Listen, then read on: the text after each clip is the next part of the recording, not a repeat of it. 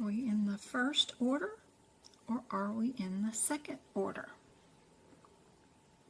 Where did we go? What did we do? We went in at the femoral artery. Then what did we do? Did we go anywhere else? Did we just stay right there? Would we add radiology to these codes, or is it already included? Did we even need it or do it? The 3-6 is in every single answer, so you don't have to worry about that. The only thing that's not in one is the 51.